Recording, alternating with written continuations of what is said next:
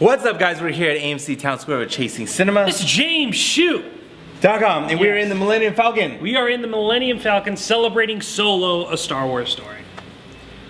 All this anticipation, right? We had Avengers Infinity War, we had Deadpool 2. Now we finally get a treat in the middle of the summer rather than at the end of the year. We get a Star Wars movie. How excited are you? I'm really excited. Yeah. I never seen, everyone knows this at this point, I've never seen 4, 5, and 6. 3 dislikes right there. You know, yeah, that's, well, no, for real. Yeah, so I've never seen 4, 5, and 6, but I started with 1, 2, 3, and then 7, Rogue One, 8, and now we're here at Solo. And then there's been so much drama with this one where the Lego movie directors, Phil Lord and Chris Miller, they were the original directors. They filmed about 70% of the movie, and then it just got cut. Ron Howard took over. Ron Howard got thrown in, and then now they said 70% of everything you're going to see in this movie is shot by Ron Howard. 30% is Chris Lord and Phil Miller. Phil Lord. I think I might be saying it wrong. Miller and Lord. Everyone knows, you know. But okay, so Solo, arguably going to be one of the biggest movies of the summer. Did it live up to the hype? For me? Yeah. Yes. I absolutely loved this movie. I thought Alden Ehrenreich. Yeah, I thought he did a fantastic job. And then I don't really have anything to compare him to, other than I know. That's true. I don't really know what to compare him to. I'm very familiar with Harrison Ford. Yeah. One of my few of my favorite movies back in the day was The Fugitive. Yeah. Still one of my favorite movies, and then Air Force One, and then now we have him as. He's obviously his original star, and I've never seen any of the Indiana Jones films either. Believe it or not. Oh man, so I've never seen any of those. You slept under a rock in the '80s. Yes. Yeah. I watched Back to the Future. Oh, see. But moving on. You're picking and choosing. I never saw any of those films. So for me though, I thought he had so much charisma. I thought he was. I loved his arrogance that Lando pointed out. I thought Donald Glover. Yep. Charles Gambino. Gambino as playing as Lando Calrissian. Thank you. So again, I never seen 4, 5, 6. I didn't have anything to compare that to. But I thought those two together. For me, I just thought it was perfect pairing. I thought their synergy together. I thought the way they interacted with each other. I loved it. I loved the games that they were playing with each other. And then plus this movie has all the things I like. So one, they had a love story. Yep. They had gambling, you know, and then they had action. I mean, they had all these things. Everything. Everything that you could have. For me, if you want me to like the movie, you had those things, and I got bought.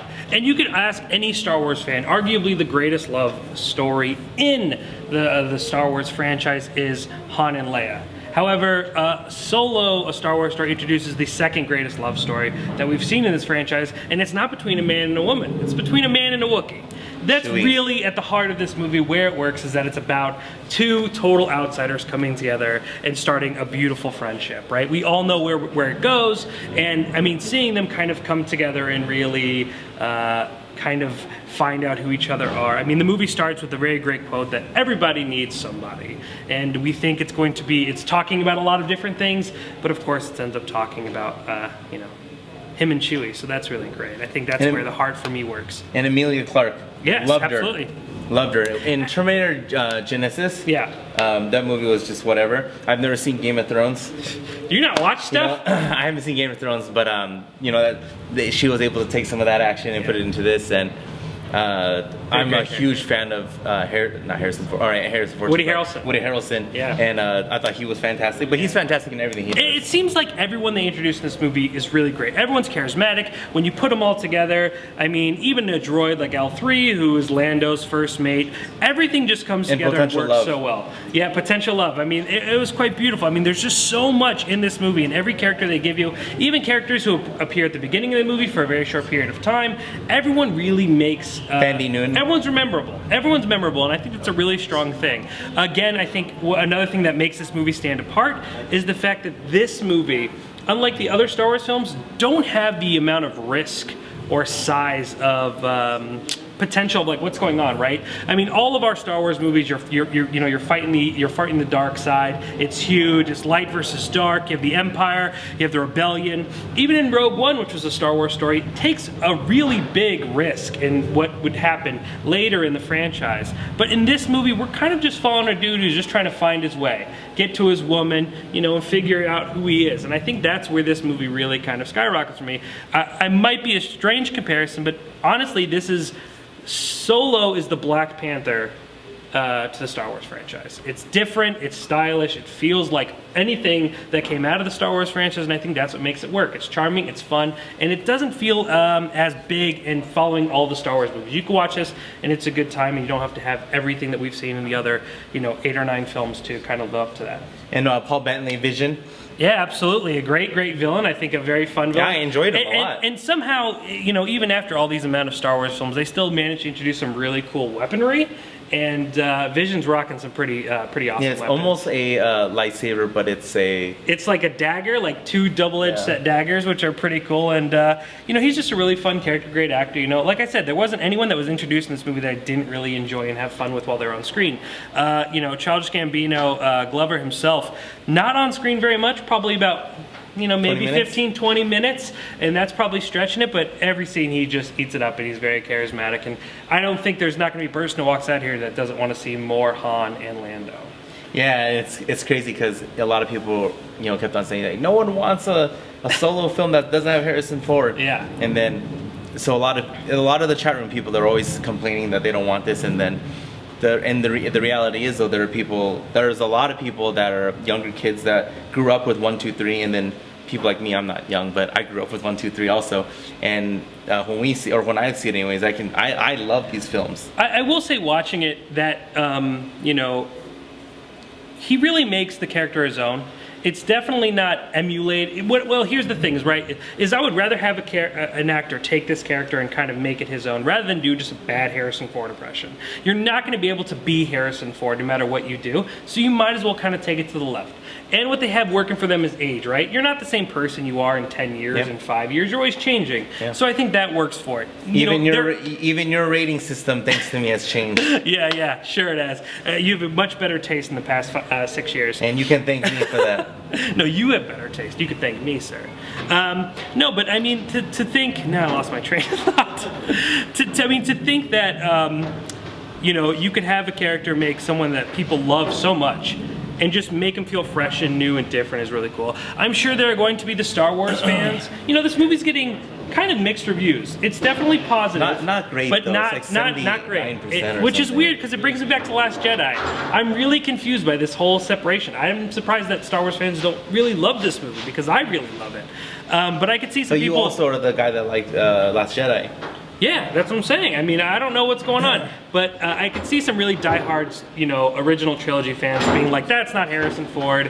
But also, I feel like those are the people that you could have casted old Harrison Ford as Han Solo in a prequel, and they would have loved it. I mean, they just want the originals, and if they can't have that, I think they aren't a fan of what's going to come out. But overall, I mean, I think this movie's great. There's a great action. I mean, the score is great. It's very memorable. Yep. I think the action sequence at the very beginning, particularly, there's this great chain sequence. First heist, yeah. Oh man, it's so cool. You have, I mean, there's such a great dynamic alone in how that whole train system works, and then you have these characters fighting for it. You have all these characters that you're meeting maybe for 10 minutes and already getting incredibly attached to just by their actions alone, not by a lot of dialogue, even though there is some. I mean, it really knows how to work its characters and make everyone on screen feel really important. But as any Star Wars movie or any movie that we talk about, I think it's time we get into spoilers. So if you've not seen this movie yet, please come back when you actually see the movie, because we're going to get into some heavy-duty spoilers. Hopefully no one's around and we're going to spoil the movie for them, because we're going to talk about some heavy stuff. So, spoiler time. So what's the first thing that you think of after seeing Solo? Well, I think everyone in the theater was just like jaw-dropping when they unveiled that Darth Maul is in the movie. Yeah. And so thought it was the Emperor at first. Yep. That's what I assumed. And then boom, we have that hood pulled back, and it's literally Ray Park back at Darth Maul.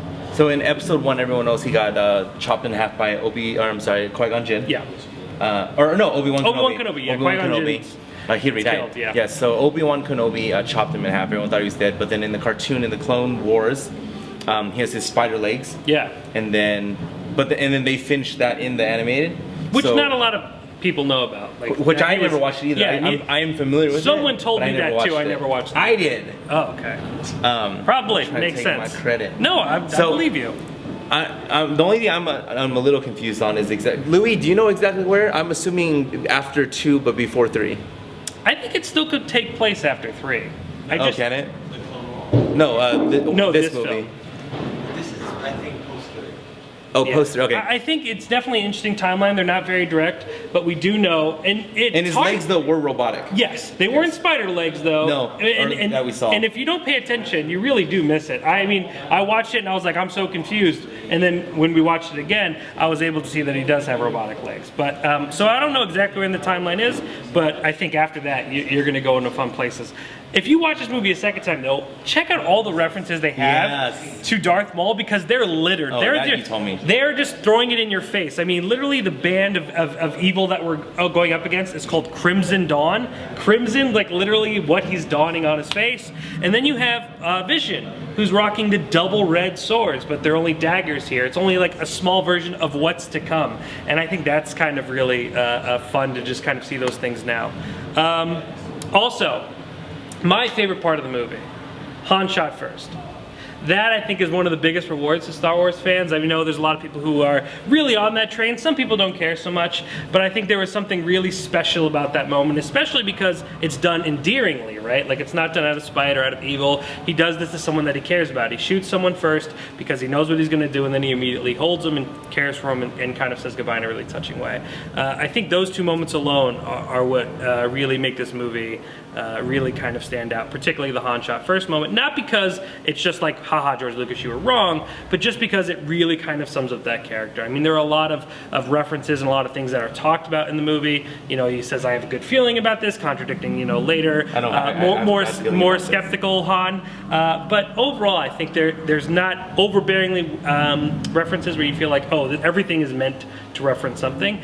Everything just kind of equals a really good time. They did a lot of the dice on the Millennium Falcon. Yes. Like a lot of dice. Yeah. And so I know in 4, 5, and 6, or you can verify this, but in 4, 5, and 6, there's a lot of there's not even a lot of reference to it. It's just always on the Millennium Falcon. They just kind of made that a bigger deal than it was. And then episode 8, obviously they ended it with the him dice. giving the dice show. So then in this one, like every other time they could show the dice, they had to. They probably showed 10 references of the dice, which is really important, and it obviously signifies Han's journey ahead. Yeah. Again, you know, I think also I know that you know, the Han shot first moment's great, but also I can't ignore the moment that probably got me teary-eyed not once but twice, and really confirmed what this movie was about, and that's the moment that Chewie chooses his new tribe. Oh, that's so great. Right in the very beginning, he talks about how Han translates that Chewie needs to reconnect with either his family or his tribe, and it's never clear who those other Wookiees are when we find them in the mine. But what we do know is that Chewie chooses Han. And it's after he sees Han do this heroic moment and really save somebody. And it's a really beautiful moment to Wookiees touch heads. And it's this really signifying moment of the relationship to come. And at the very end, what do we see? Before, of course, your favorite part of the movie. Yeah, that's my favorite part. Chewie just putting his hand on Han, looking up to the sky in amazement of what's to come in the future for those two. So talk about your favorite scene real quick. So my favorite scene of that movie, the whole entire movie, was the ending scene where so it goes the gambling where the trick card. Freaking Lando cheats. Yeah. Right. Lando cheats him and gets and wins Han's non-existent ship. Yeah. And then we find out he didn't even have the Millennium Falcon, you know, which is great. Yeah. All that stuff is great. But then at the end, finally. And then it was great too when in the movie. Well, right before that, when you see Lando just leave, it's like this freaking guy just straight up left them. And then where does he go? A tropical island with his damn cape, playing telling stories, stories like he is. And then he sees him for that split second before he has to act cool again. He's like, he got scared, bro. Yeah. And then Han and Chewie come up. And he still has the balls to say, "Where's my cut?" Yeah. I'm just like, how beautiful is that when Han finally gets his revenge. Well, gets the card. He sees it. He's like, awesome. And then my favorite part is when Charles or Lando, you can see him. He's trying to get the card. And he's like. Yeah, he has nothing. He's like, he has nothing. And you got Han's arrogant smile, which is like throughout the entire movie and really kind of proves that the journey is about to begin. And then at the end, you have Chewie and Han punching it in the hyperdrive. So, I mean, you can't really beat that. No, man. It was the best way you could have ended Solo. Walked into this movie not expecting a movie that I would love, just not being a huge Han Solo fan. I was just kind of like, well, let's see what they could do here, and end up really walking out probably one of my favorites of the new ones. I mean, I've loved everything they've made, and this one is no exception. I was a really big fan of this film. It's very sad that there's so many of the, I guess you could say the original diehards are so unhappy with 7, 8. Well, we talk about this. Fandom's always dangerous. Always dangerous to a degree. degree. It's sad too because like these people, it's like, so you rather just not even have these films when it's like. That's what I'm saying. I see the people that won't like this movie would have been fine with the Solo prequel with old Harrison Ford playing Solo. They would have loved it because it's Harrison Ford. This 80-year-old man is 20. I watched this movie and I see the possibilities of what's to come. It's the first time we're kind of out of the Force, the Jedis, right? We're just kind of there in this universe that's so wonderful and detailed, and we're taking advantage of it beyond this one storyline. And I think, well, kind of. And I think that's where kind of your excitement of where we could go now from here. Where can we go? Whose story can we tell that isn't related to the famous franchises that we know? That's what I'm excited for now. And today, Kathleen Kennedy and them, they announced Boba Fett. Yes, which I'm sure we'll be seeing Han in, I'm sure at least to some degree, and I'm curious to see what else they do. I mean, I'm glad they're doing prequels, I'm glad they're doing spin-offs for characters that deserve more screen time, but again, I'm really looking forward to them just finally letting go of it all and just telling new stories. Yeah, that's it. And that's what this movie kind of confirmed to me. And Jon Favreau has his the TV show he's doing for the Disney app exclusive. Mm-hmm. And then Rian Johnson's about to do his own thing that has nothing to do with anything. And that's what I think Solo does for me. It just makes me excited for the future of what they could do and open up wise without having the limitations of the story that we already know and love. Love it. Absolutely. One of the best movies I've seen all year, and arguably, no argument about it. My favorite movie this summer so far. Love it. Does Infinity War count as a summer film or no? Because it wasn't officially summer. I would count it as a summer film. Okay, so I mean, because pretty much I would say Deadpool and Infinity War. Okay. Yeah, I liked it better than both of those. Marginally. Okay. Next week, we are back here at AMC Town Square. We got Adrift. And Ocean's 8. Well, you're going to be back here. No, not Ocean's 8. No, that's the following week after that, yeah. Well, it's going to be crazy next week, and I'm not sure how... Well, we will be here for Adrift. Take that back. Ocean's 8, I don't know if who you'll be reviewing it with, but we'll be here to review Adrift. Well, you're fired. I'm fired? Yeah. Well, what are you going to do? I'm always a rebel. I'm an outcast. Okay. So yeah, if you want to go to Adrift, let us know, comment below, and it's an exciting thing. Absolutely. Go see Solo. Like right now, but don't go solo. Okay, ChaseTheCinema.com is known as Film Lovers website.